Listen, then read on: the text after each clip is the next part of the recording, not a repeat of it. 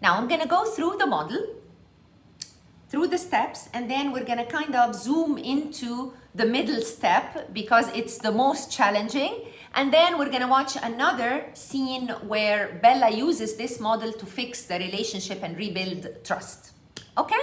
So the model, as I said, is called the Triple A model, and it is acknowledge, apologize, and act. These are the 3 steps in the framework to rebuild trust and fix and mend unhealthy relationships.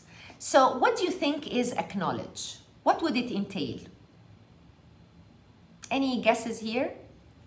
Admitting to the issue. Exactly. So owning it, basically. Yeah? Describing it so that the other party understands that you fully acknowledge and know all Absolutely. the assets of Absolutely. Absolutely. Exactly. Yeah. So acknowledging it is admitting what you did wrong and owning it. And to do that, you have to really put your finger on the specific behaviors, make it very tangible. And remember, yesterday I told you the beauty of this model is that it is behavioral based. So you're not talking fuzzy stuff.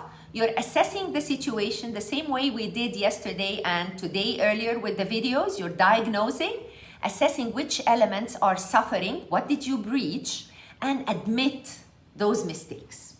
Okay? Once you do that, it's very important to invite reactions of the other party. So how did that make you feel? Yeah? What was the impact? What is the repercussion of my behavior on you? It's really important to invite them to express and process their feelings. Once you've done that, you offer an apology. And offering an apology is one of the most challenging steps of this model because we are not built to apologize. It's not part of how our brains are hardwired, unfortunately. So we struggle with that step specifically. And that's why we're going to take a deeper dive into this. So we express remorse, we ask for a new start, okay? And we share hopes for rebuilding the future together. How are we moving forward? Now, there is a big difference between saying I'm sorry and I apologize. What do you think is the difference between both? Like home and house. Yeah. Can you elaborate, Hiba? Like if I say I apologize, my apologies, and if you say I'm sorry.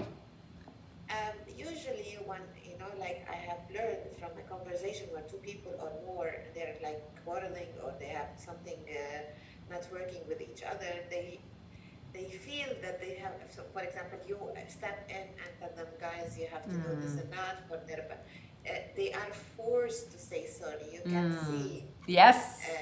They're not convinced that they did something wrong. Totally. That they are still stubborn what they think it's right. Yep.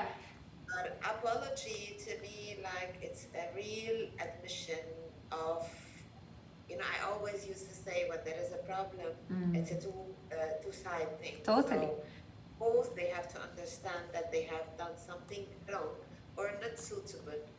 So the apology will be from the heart, with the willingness to really change. Absolutely. Okay, sorry, usually like mostly women. Yes, like, yes. I'm sorry, and you're not. People can feel it. And mind, there are lots of behaviors that will not reinforce her. And the body language is not supporting the message. So it's not convincing. Absolutely, Eva, very well put. So it's really, really feeling the sorrow, the remorse, yeah? When you just say, I apologize, even when you're writing this, apology is more about regret. I regret it. But do you actually feel it? So that's why we prefer to say sorry and not I apologize, because it shows your deep sorrow and sadness because of the impact of your behavior on the other party. Okay? Yes. Now, another point that is really important that Heba brought up here is expressing this in a way that shows that you are sincere. You want to change your behavior. You want to really mend this. And to do that, you have to give your feedback on the situation and to ask also or to make requests from the other person. So it's a two-way communication. It's not about me only, it's a dialogue. And that's what we're going to learn how to do. So let's take a deeper dive into apologize and see what are the do's and don'ts through a little activity, and then we'll come back to act, the third step. So I have a little quiz for you here. We have 6 tips for an effective, sincere apology. One of them is wrong. Can you spot which one is wrong? And share that into chat. Let's see who can do this first. All of them apply except for one. Which number is wrong? This is the don't.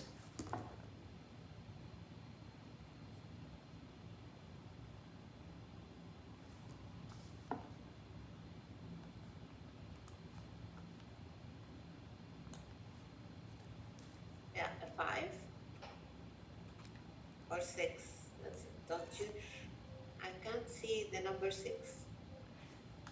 Oh, number 6 is don't use conditional language. If you do this, I'll do that. Tit for tat. If you stop this behavior, then I promise that I will do I don't know what. It's 5 and 6.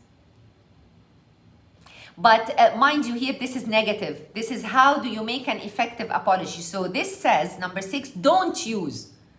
So do you agree? Yeah? Okay. Yeah. Any other guesses?